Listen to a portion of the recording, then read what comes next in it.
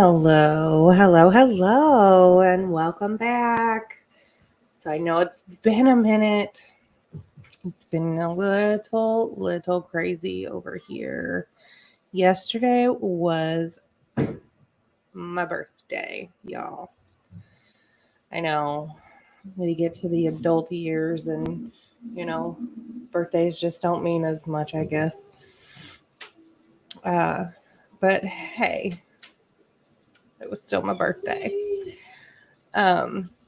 So, how are we doing? Good morning, good afternoon, good evening. Welcome, welcome, welcome. This is Rush to Judgment with Jessica, and I'm Jessica. It's good to see you. If you're new here, welcome, welcome. Good to see you. Glad you're here. If you're returning, welcome back. Glad you came back. So today we are doing a true crime, a little thing here. There's not a lot in the description, but I watched. The thing says what insanity looks like, and I watched like the first couple minutes of it, and it was a grabber. So I was like, okay, let me just watch it with the people. And so here we are. And if you guys are returning, I don't like to watch these prior to. So my reactions are genuine and real. So I have not pre-watched anything besides the first couple minutes, maybe. And other than that, that's it. So that's how it goes. And I just want to remind everybody, I am not an expert. I do not specialize in any particular area of educational information. I'm just here to give my opinions, my critical or biased judgment on various topics or subjects that are in the videos or that have anything to do with the topics at hand that I find interesting or entertaining at the time.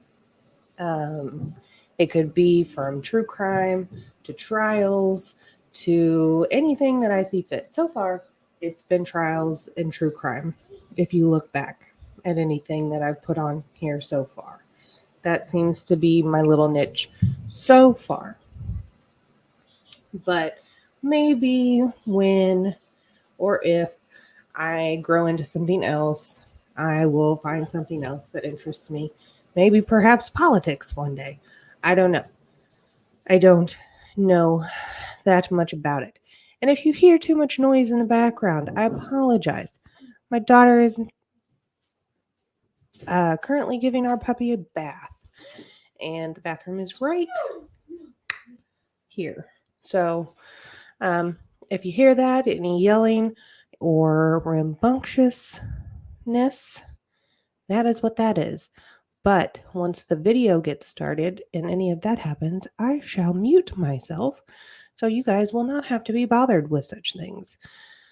But anyway, but if you do like any of the content that you see here, make sure like, subscribe, comment below. Let me know what you think.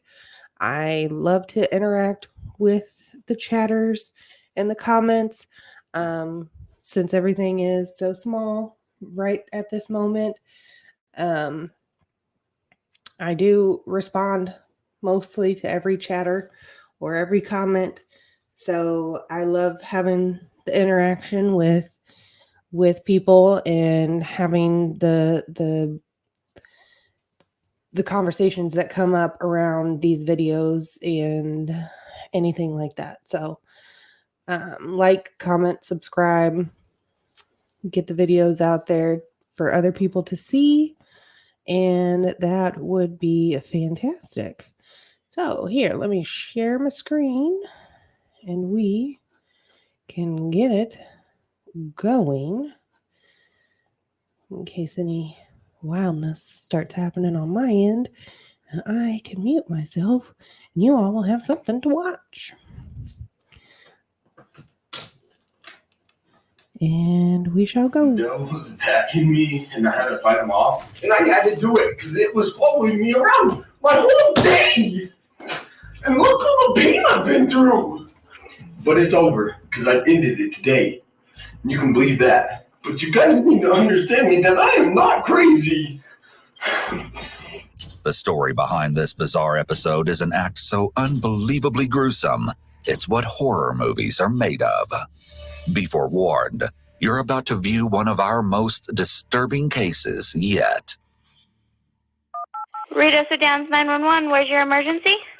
Hi, I'm at the Ruidoso Downs Fire Department. Yes, sir. I picked up a guy who seemed really confused. I let him out, and he started attacking other vehicles. And Is he still being combative, What are you sir? doing? well, I don't think he's very dangerous.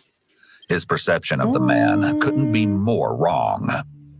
A series of surreal events are about to unfold right before your eyes in the following footage that has never been seen before. An unspeakably brutal act will be uncovered, and the reputation of a once adored historic area will be forever tarnished. At this very moment, a peculiar but seemingly unrelated situation is unfolding about 10 miles from the fire department. A deputy has been dispatched to the vast Coe Ranch located in Glencoe, New Mexico, to perform a welfare check. And something isn't right. The scenic area situated in the Ruidoso River Valley has an eerie feel on this evening. And for good reason, we'll come to learn. There's no response at the main residence. Is the individual supposed to be 97 here on scene? Yes, sir. That's where she was when he was speaking with her. Apparently, she does not live at the main house. She's going to live in a mobile home on the east side of the property. Sheriff's Department! Received no answer to the knock here either. I have a feeling she's no longer of the living. Sheriff's Department! Hello? After a thorough search of the exterior, the deputy has found no trace of the woman in question and caretaker of the ranch, Mary Ann Morehouse. It's as if she's fallen off the face of the earth. The front door of the residence is open, screen door, but nobody's answering from inside. Is there another available deputy? Send me another unit. I need to make entry. The responding deputy can do nothing but wait for another unit to arrive. Meanwhile, on the other side of town, police locate the subject of the 911 call and cautiously approach him. What happened to you? I had a really bad day. I just need something to drink, please. Drink? Yes, sir. Like water? Yes. Okay. I've been through a lot. I lost my dog. I went into a river. I've been lost all day. I need some help. Okay. We're here to help you. Okay, thank you. But you're acting a little incoherent, sir. Okay? Here's an example of how the context of a situation matters when it comes to body language analysis. The man frequently crosses his arms, which could be interpreted as him being closed off or trying to self-soothe. However, a few moments later, the police officer motions for him to come with them to get you in where it's a little warmer. With that additional information, the crossed arms can likely be explained away simply by the man being cold. This is why it's important to look at the whole picture when considering what someone's body language means. After he's escorted into the police station, officers learn the identity of the agitated man. My name's Andrew Magill. After a short while of observing Andrew's overwhelmingly strange behavior and apparently chalking it up to drug abuse or psychological issues, officers guide him to an ambulance outside the police station. It'd be hard for you to pick you up in there. See, there's one right here. And good thing the leash is on. It's going to take more than a leash to control Andrew, considering the state he's in. Deputies will soon witness how Andrew's strange behavior can abruptly shift to erratic and violent, and in the blink of an eye. Andrew is transported to Lincoln County Memorial Hospital in hopes that emergency medical intervention will provide him with the help he so clearly needs. Unfortunately, while here, things will escalate from this bizarre situation to downright insane. After the responding deputy has waited at the ranch for nearly an hour, unable to proceed any further until backup has arrived, an additional deputy is finally available to assist. They waste no time in resuming the search. The situation is alarmingly suspicious. It's over there, Charlie. We gotta drive up to it. Some sketchy shit, man. The door is open and the bedroom window's open and the TV's on and there ain't no sound in there and there's 3 cars. So there's somebody here and cut off. Shit's weird. Give me a bad vibe, man. Both deputies carefully approach the property and prepare themselves for entry, as they anticipate that they may happen upon something terrible. There are just too many warning signs to believe there could be a plausible explanation for the woman's absence. Sheriff's office! We're going to come in and check on you. Sheriff's office.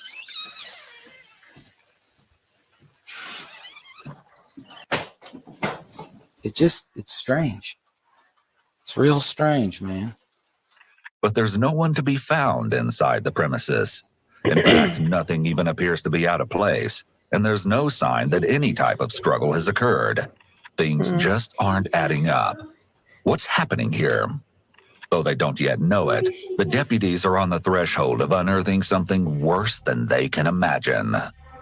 They continue to search outside. We secured the residence. I don't know. What else you reckon? She was supposedly on the phone with the RP and says somebody's here. I mean, who walks off at a night like this? I thought we were going to go in there and find something bad. In just a matter of minutes, the deputy will receive a haunting confirmation that his instincts shouldn't be taken lightly. There's definitely something weird, but I don't know what it is. There's something strange. We're going to be out at the main residence now.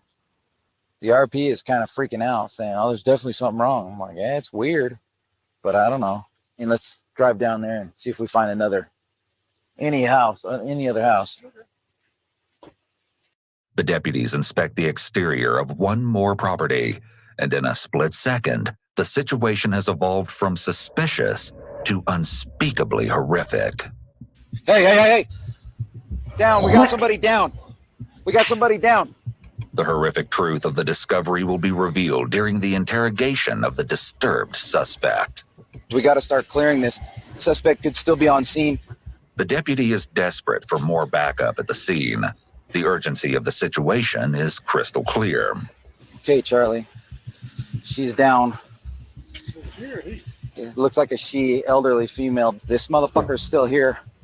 Anybody comes up on us is getting fucking smoked, dude. I'm gonna tell you that. Do it up, man. All the while, Andrew is settled and sleeping. He was sedated upon his arrival at the hospital.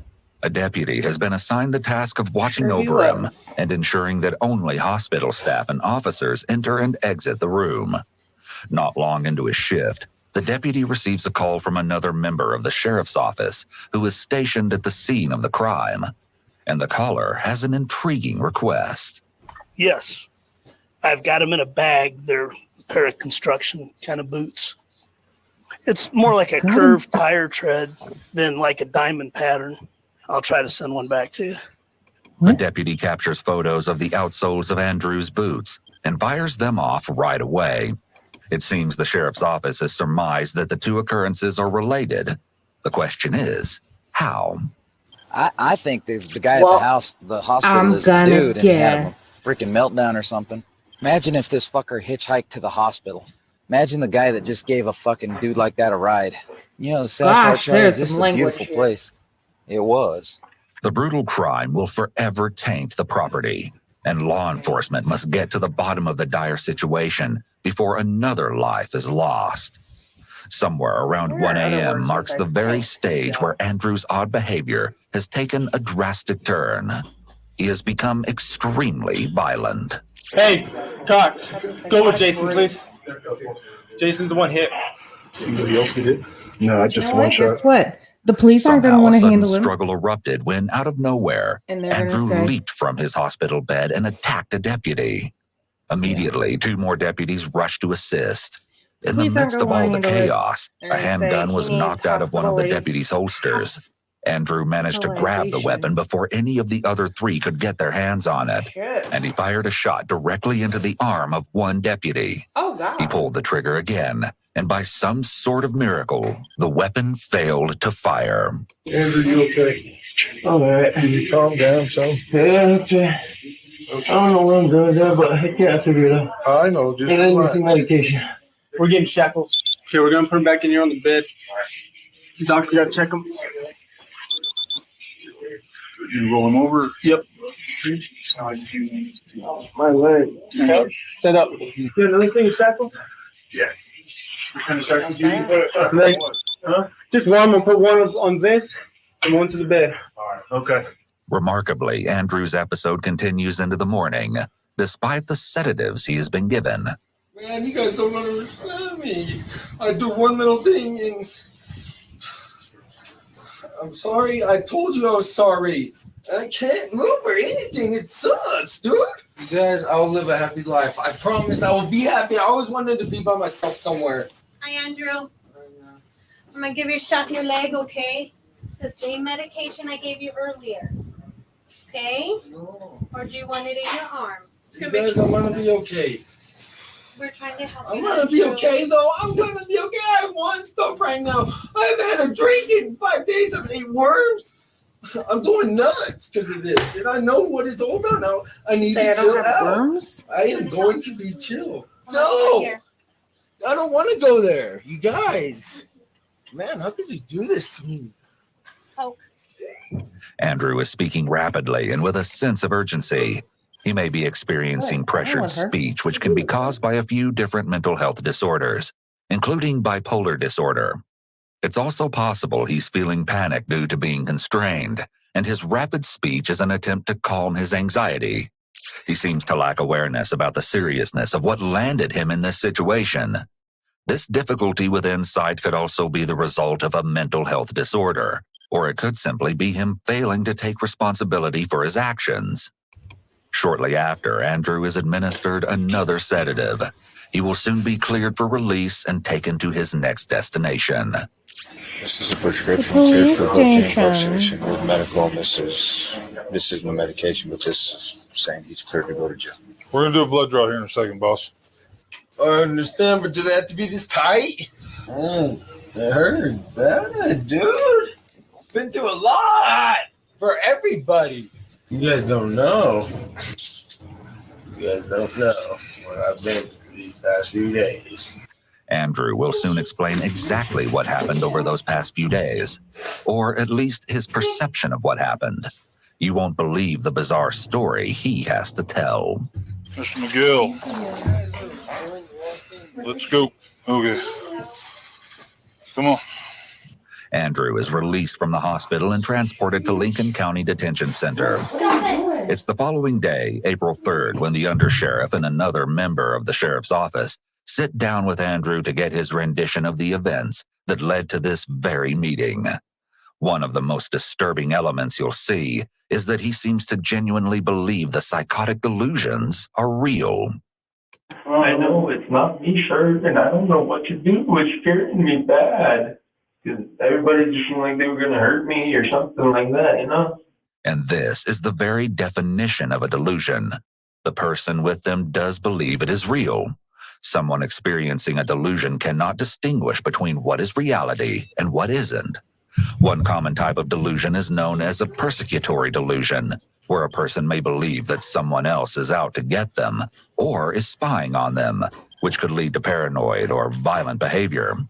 These kinds of delusions may occur due to a psychological disorder such as schizophrenia, or they could be the result of substance abuse.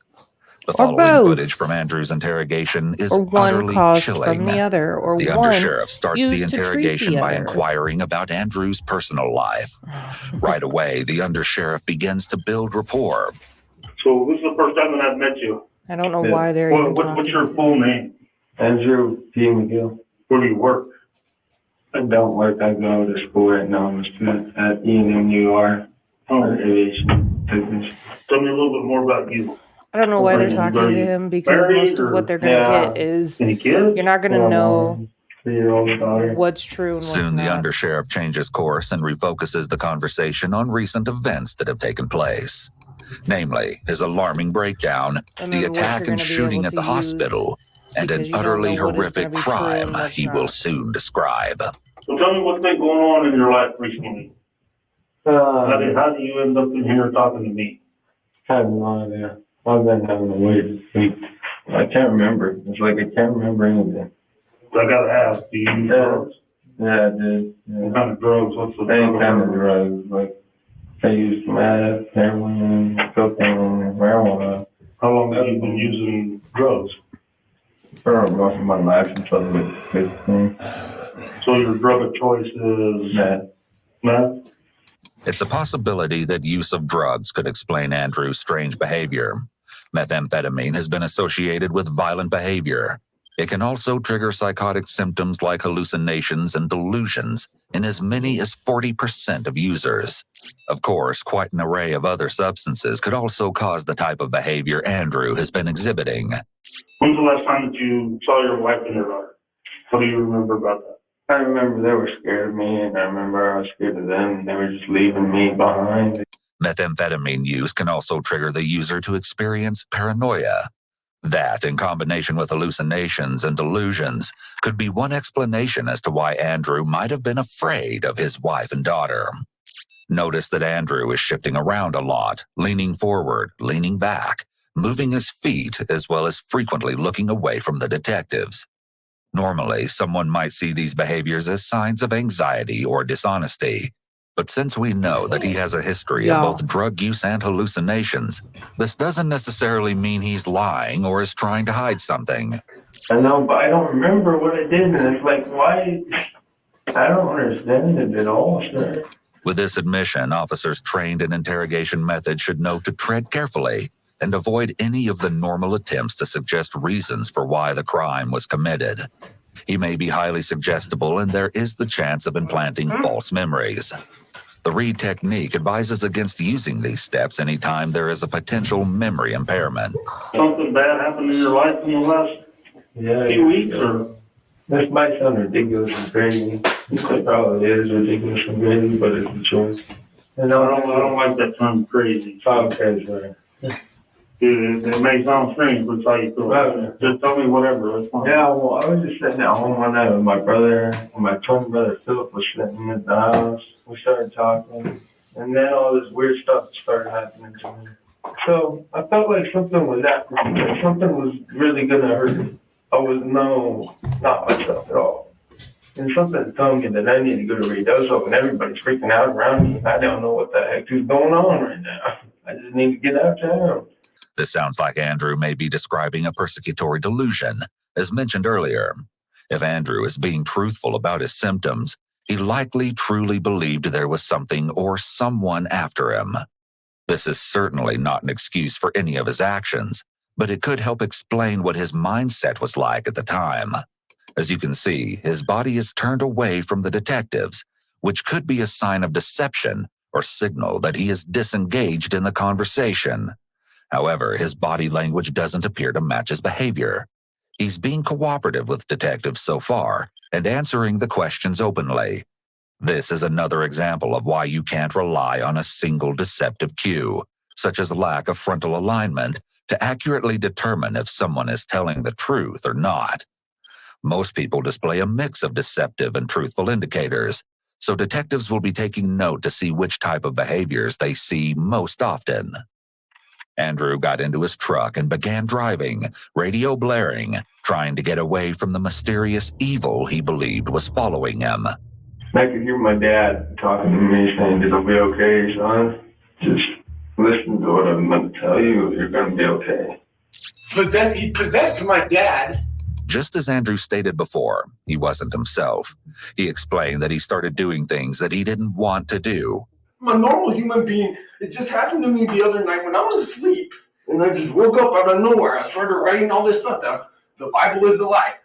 Suddenly, he pulled over and abandoned his running truck on the side of the highway. Still trying to get away from whatever he imagined was following him, he ran for You know, the it always mountains seems to be nearby. based around a Bible. Just around this time, as fate would have it, Andrew crossed Demons, paths with Jesus. someone else. And then I went up to this old lady's house, and she's like, well, why are you here? Or what? Marianne Morehouse, caretaker of the Coe Ranch, had been on the phone with a friend that evening. During the course of the conversation, she mentioned that someone was on the property and that she was going to investigate. According to her friend, the call then ended abruptly. When all of his calls to Marianne went unanswered, he became extremely concerned, so much so that he contacted local police and asked they head to the property and perform a welfare check on Marianne. She started asking me all these weird questions. I thought she was after me again, because I felt like she was getting possessed by something, a dark entity all the time, back and forth, back and forth. Like, and then I would talk to her, and then she'd snap out of it, and then she'd go back to being weird again.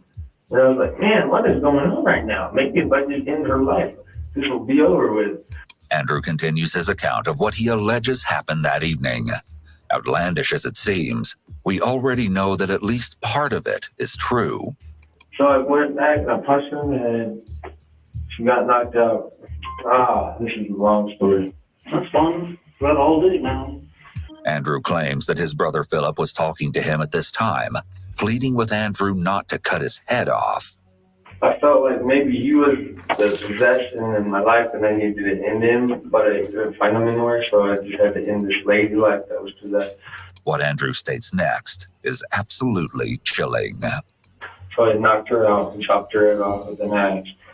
Then I had to chop this lady's head off with an axe. I bummed her for bone like that, got an axe. What kind of medications do you take? I don't take anything. You guys think I'm crazy, man. That was exactly what the deputies encountered at the ranch. Hey. Down. We got somebody down. We got somebody down. Right there. Axe. There's an axe. This. Send more than that. It's homicide. Additional units. Let's back up. The scene was grislier than anyone could imagine. There's an axe laying next to her, and she got it in the head. Get some SP out here. We're going to need additional assistance. It's going to be a homicide. A blood-coated axe had been set down close to where Marianne lay. Her head was almost entirely severed from her body. One particular laceration appeared to extend at least half of the depth of her head. Her body was completely covered in blood, and it was later determined that she was struck with the axe 4 times. Do you think that you were that your presence or scared her? No, not at all. When are you gonna think that? Because I was being polite and honest and well accepted. Except for the fact that every now and then she'd look at me like all crazy, like, wait, what is this? No. Just freaking me out. Okay. So you were being polite with her and wanted her to call. Because I just wanted to help. I was scared. But was she being polite with you? Yeah. Where did the axe come from? In the back of the truck that was parked right there. I think she got possessed by this guy, and that's when I started getting scared, so I had to do something. I punched her, knocked her out first before I did anything with that. The detective is doing a good job of coming across as non-judgmental and non-confrontational, given the horrific nature of the crime. This likely is making it easier for Andrew to open up because he doesn't feel judged. If the detective was more aggressive in his approach, this could either prompt Andrew to have an outburst, or it could cause him to shut down. In his version, it was the devil's doing, not Andrew's.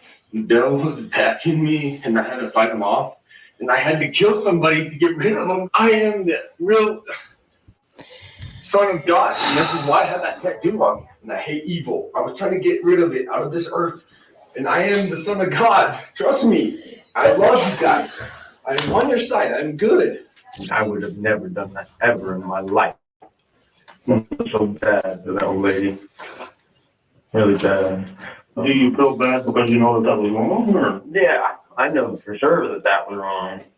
But I couldn't stop it, man. I was like, I couldn't help myself. I couldn't be myself. And I'm still not myself. I don't know what it is. Although Andrew says that he feels bad, his level of emotion doesn't match the severity of what he did. So now they're going to In go his for mind, the he may be defense of justifying his behavior insanity, because but he then felt like him he couldn't saying, control I himself. know it was wrong. It's possible that he is sees gonna be himself their as a defense victim to his as, own well, he mind knew it was and is wrong, so therefore he couldn't have been struggling to take insane. full responsibility for what he did. And it hit me the other day because I started becoming mature. Sorry. And it just all this knowledge just started coming to my head, and I was like, holy cow, what is going on? I even called my mom. I was like, Mom, there's something wrong with me. I was like, I need some help, Mom. Were you using meth? No. I wasn't using any drugs, no. It's possible that Andrew was being honest, and he wasn't actually under the influence of meth at the time of the murder. Interestingly, psychosis that was initially triggered by meth use can be a long-lasting issue. Even if the person abstains from drug use in the future, psychotic symptoms may return, often triggered by stress. However, the exact onset of his symptoms is unknown.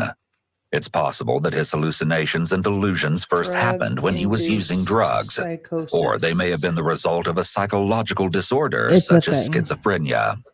I mean, I felt like my head just won't quit thinking. And it's like, no matter what kind of drug anybody gives me or anything, I just can't quit thinking. And it leads me to bad thinking. It's not me. I'm just scared of my own self. I'm scared of everybody, and I just want everybody to love each other and be happy. There seems to be a contradiction here. Andrew states he wasn't using any drugs, but admits he uses drugs in an effort to calm terrible thoughts he claims to have.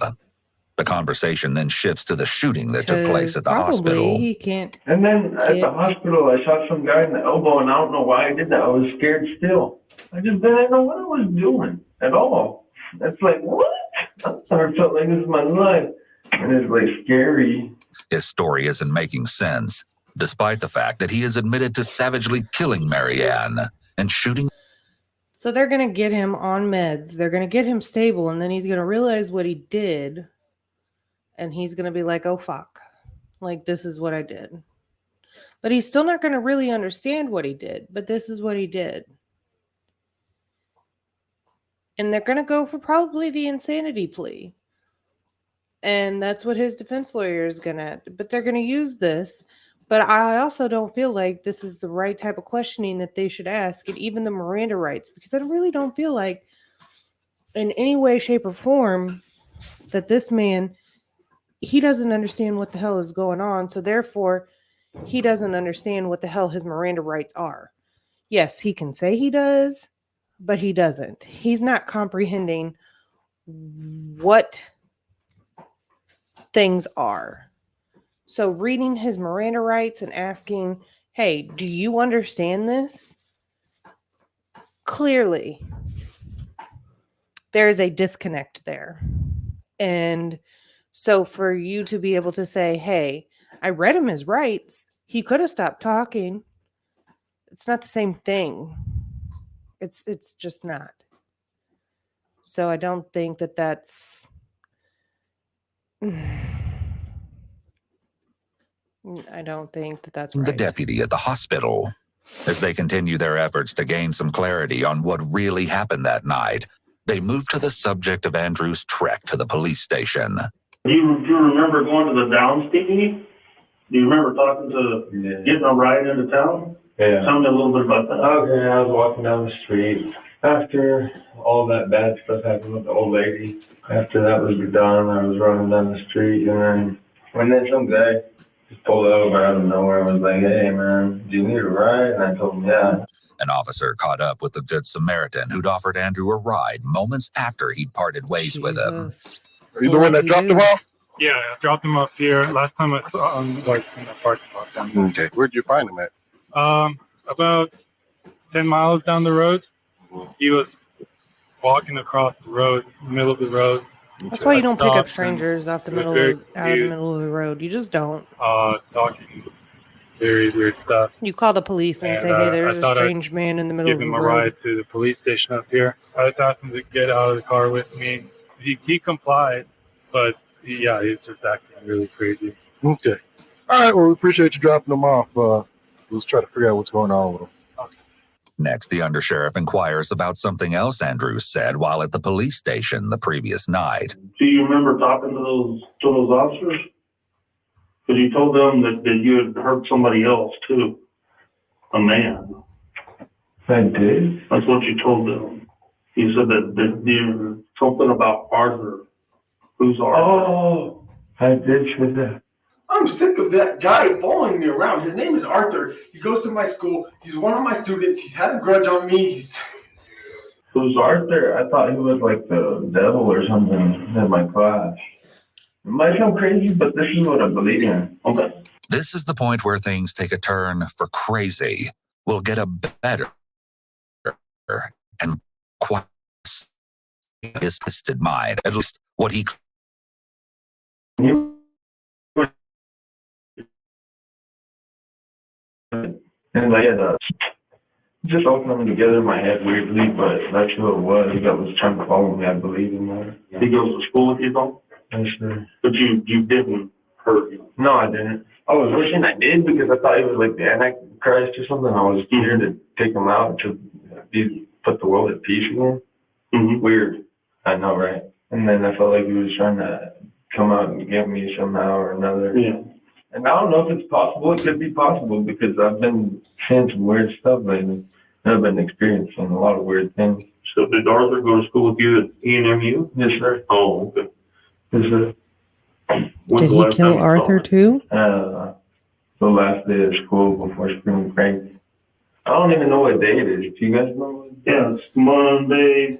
He doesn't even know what Andrew day it continues is. his theory that he's the Son of God and that he's here to save the world. I went through so much pain, suffering today for the whole world, and I forgive all your guys' sins. And the other day I realized that I was God, or Jesus, and I was forgiving the world's sins, and I was helping you guys out, but I didn't know how to do it because I'm not that smart. But I was trying, it was good intent in my heart to change the world, and I think I might have accomplished that. And if you guys are understanding what I'm saying, it would help me out. But I'm going through a lot right now. His speech continues to be disorganized, but so are his emotions. Notice how rapidly and frequently he switches from calm or normal to scared and crying. All of these emotional shifts appear genuine, but it's not something that is typical. Instead, this might be another sign of his impairment. And I believe that this world is going to be in a peaceful state forever and ever if everybody will accept me for who I am. Yeah. Have you ever had these issues before, like earlier, like you was a teenager or anything? Never in my life. Never. The story continues to baffle the officers. Then Andrew brings up a new subject, his daughter. I love her. I don't know what she's at. I just want to go see her. She's safe. The officers assure Andrew that his little girl is safe in the care of his wife. They want more information about what is frightening Andrew so deeply. Despite his claim that he has conquered over Arthur, the student from his college, he is still scared of everyone around him. You don't remember hurting anybody else? No. And, the reason I'm asking is because, you told these officers that you did these things to the lady, right? And then you had told them that you had done somebody else. So I'm just concerned that that's the person that I need to locate. No. It's a reasonable question, considering Andrew's claim that the undersheriff is referring to. It's a long story, but he possessed my life. He took over my dad. He possessed him, tortured my family. I had to get rid of him. It seems that Andrew believed that Arthur possessed Marianne, so when he says he had to get rid of him, he's likely referring to killing Marianne. The bizarre account continues as Andrew gives some background about the day leading up to the tragic night. And then I stayed up all night on Friday dealing with Philip, my brother, dealing with demons. But no drugs. No drugs at all. At all. Does your brother do drugs? Yeah, he does. Whenever you use drugs, do you smoke? I smoke weed. And then I'll start to think way differently than anybody ever thought they were thinking about life. And I had this weird trip when I smoked some marijuana that this life was just a game and joke, and that my dad was up there controlling it, and that I'm Jesus, and that it was weird. Andrew insists that he hasn't used meth in a year and a half, and he didn't smoke marijuana that Friday night. Except Andrew then claims he had the weird trip that very Friday night, and that they may have possibly smoked a small amount of marijuana after all. He and his brother stayed up all night, and it seems that marked the very beginning of the night of terror. And then my brother Philip and me started talking, and we started like telepathically talking to each other and weird stuff. Have you ever had homicidal thoughts before that you Never, ever in my life, ever. But no meth, No, no heroin, no, no pills, no. and then the weed that you smoked with your brother. Yes, Yeah. So Andrew does confirm that he smoked marijuana. It's all such a mystery. It doesn't seem that anything has been cleared up so far as a result of this interview. I guess for my confusion is It might be a lot for you guys. well, look, I don't know if you believe me or not, but I am. Well, I believe you. I'm not disputing that. I'm just trying to understand. Yeah. How. Me too. I don't know how we take and do violently kill an elderly lady. I know. That's the thing. That's the trip that I don't want to even think of. The detective is gently probing Andrew for more and pointing the hole in his story. Framing it as his own difficulty to understand likely makes it easier for Andrew to accept. If the detective had directly confronted Andrew, raised his voice, or gotten into his personal space, this could have triggered Andrew to feel threatened, and he may have reacted violently. In addition to having previously established that he knew it was, in fact, wrong to kill Marianne, Andrew also confirms that he was aware that he'd shot a member of law enforcement during his short stay at the hospital. His rationale for this was that he thought they were trying to kill him with the medication he was being administered. Did you think that you were going to get in trouble? Oh, yeah. If somebody found out I know I was going to get in trouble, yeah. There's no doubt in my mind. And I probably should be in trouble, but at the same time, I felt like I conquered over something. So what do you think should happen to somebody who doesn't? I hate this question. This is known as the punishment question and is taught in the Reed technique. Usually, when someone's being truthful, they will respond with a punishment that fits the crime.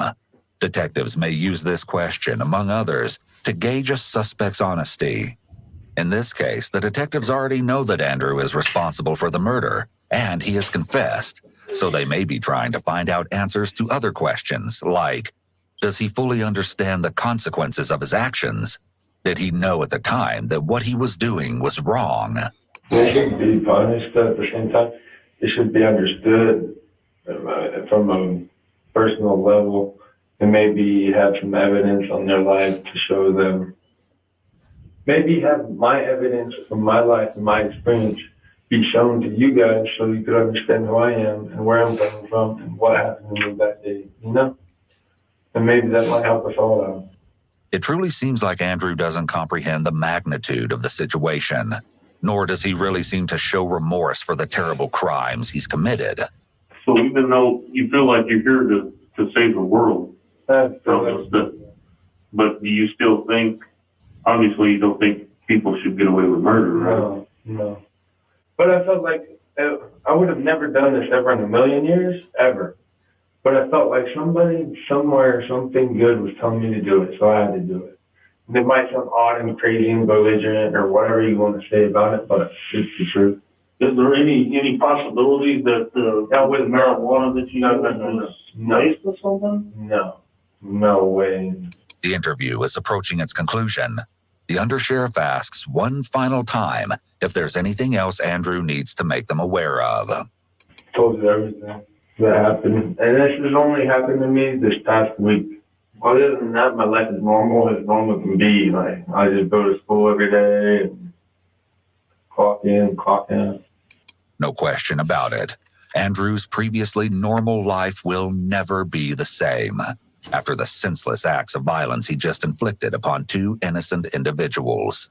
This is the crazy part. I just keep on getting all these weird instincts to do stuff that I've never done in my life that I would have never even thought of doing. And it's like crazy, man. I think you like evaluated or something? I think you may see a judge. Okay, cool. Actually, I need to get evaluated out because I'm not right now.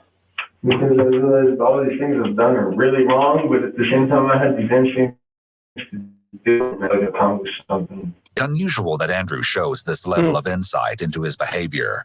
If he's able to think this clearly about himself and recognizes that an evaluation is in his own best interest, it's surprising that he hasn't exhibited any genuine remorse for what he did. He appears to be focused entirely on himself. This lack of empathy could be an indication of antisocial traits. The interview comes to a close, but the painstaking process of determining what has been going on in Andrew's mind has just begun. He's clearly in need of the evaluation he just referenced, and, quite obviously, that's just the tip of the iceberg. A forensic psychiatrist hired by the state handled Andrew's evaluations for the hefty price of $100,000. He reached the conclusion that Andrew was cognizant at the time he carried out the murder, as well as a few hours later when he during his short stay at the hospital. The psychiatrist cited a drug-induced psychosis as the inspiration behind the horrendous That's spree. not suspicious The at drug all. test conducted while Andrew was at the $100,000 to say that hospital he was showed in only a drug. marijuana in his system. It should be noted, however, that conventional drug tests are unable to detect synthetic cannabinoids, which can cause altered perception. Andrew pleaded guilty to multiple charges, including second-degree murder and assault with intent to commit a felony upon a peace officer. On September 6, 2019, Andrew was sentenced to 45 years in prison, followed by 5 years of supervised probation. He faced a potential sentence of 51 years, but the judge suspended 6 of those years. As for the deputy who suffered the gunshot wound, he survived, but underwent extensive surgery to repair shattered bone in his right arm. As a result of the injury, his career came to a premature end. The devil was attacking me, and I had. So, thoughts on that one? Well, I would say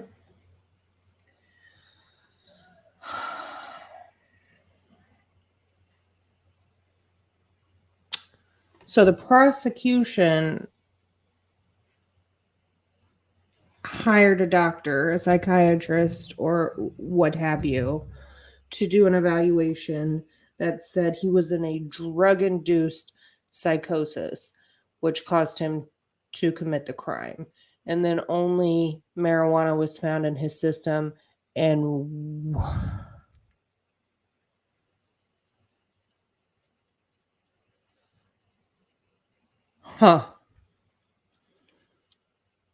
sounds a bit suspicious to me. I don't like it. Seems kind of dirty. Now, don't get me wrong. He did. I would agree that he probably did the crime. Now, that's not what I'm saying. I'm not saying he didn't do the crime, but you don't have to play dirty when you're convicting somebody. I don't like that. You don't have to play dirty when you're convicting somebody of a crime. Sending somebody to a mental institution for a crime that they committed while having a mental health crisis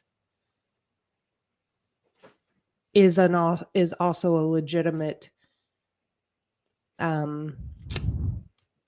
punishment.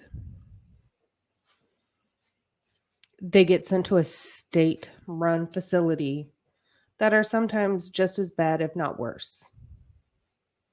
So, instead of clogging up the prison system that is definitely not equipped to handle a mental health situation that this clearly is, whether it is a drug-induced psychosis that happened 5, 10, 15 years ago or more recent.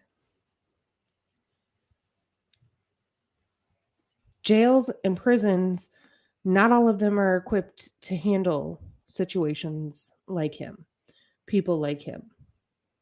State hospitals, those are what are set up, state-run facilities are what are set up to handle those things. And then they get out and they get put on forensic monitoring, which they have restrictions on where they can live, what they can do, where they can go. It's just the same as probation and parole. And sometimes that is for life, for a lifetime. They have to check in with this person and they have to follow the rules and the restrictions that this person puts on them. They cannot leave the state that they are registered in. They cannot leave the county that they are registered in. They cannot make a move without letting their forensic monitor know where they are. They cannot physically move addresses without letting their forensic monitor know. Like, it's... Now, again, I don't know all of it. I just saw what I saw, and it is what it is. But again, interrogating somebody that is clearly having a mental crisis is stupid to me. I don't understand why you're doing it. The man didn't even know what day of the week it was. It was Monday. It was Monday. He said that he had smoked weed on Friday. The incident happened. They picked him up on what, Saturday?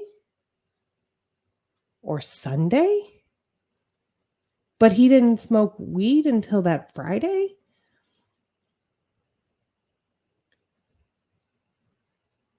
Like, that doesn't make any sense. Like, I don't know. Am I getting it wrong?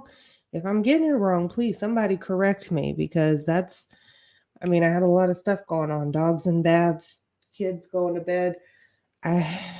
Maybe I missed something, but in the video, it said that he didn't even know it was Monday. He was back and forth. If you've ever talked to somebody that is in a mental health crisis and that is literally hearing voices, or that is on some sort of substance, or that is having a moment in time that doesn't actually even know reality from non-reality, you cannot pick what's real and what's not. You cannot use what they're saying as fact or non-fact. You just can't. Now, you can pick and choose what he's saying and maybe put it against the evidence and say, okay, he said this and that matches the evidence, and okay, cool. That might be a way to prove that's what happened. And in some cases, he can have bits and pieces. It's like a puzzle. You can have bits and pieces and put it together. But I don't think that that's a legitimate way to get it. And it's just, I couldn't imagine. I've sat through numerous interviews with people in the middle of a crisis or an assessment, and you can't. There's some, you can't tell whether they're telling the truth, they're telling a flat out lie, or, what? And if you didn't have their past medical records or their history, you wouldn't know.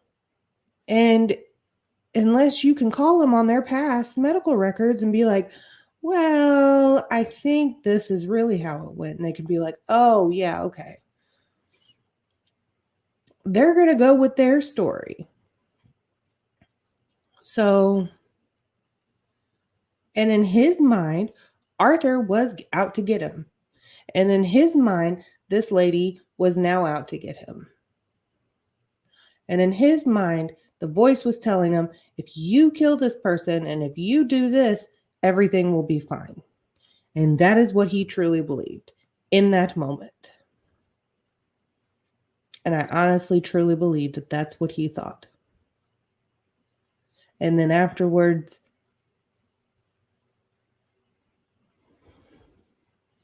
he's trying to explain it, because at the end of the day, I think he understood at some level that maybe not, but there was somewhere in his head that there's a difference between people with mental health that kill people. They're like, okay, I know I did it, but I don't know why I did it. And this is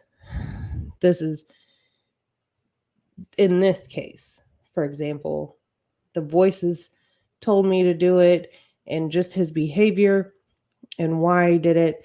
But then there are some people that just do it so cold-bloodedly, like you killed him because I wanted to, like the Alyssa Bustamante case. Like she wanted to know what it felt like to kill somebody. Like there's a different kind of cold.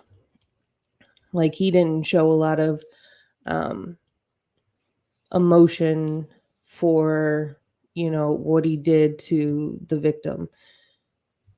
But that was a different type of cold than, say, what Alyssa had towards her victim. It was, they both had some sort of mental health issues as far as that goes, but it was different. I don't know. But everybody brings in mental health. Everybody, and I don't know. I don't know that everybody that murders somebody has some sort of mental health issue. I don't know.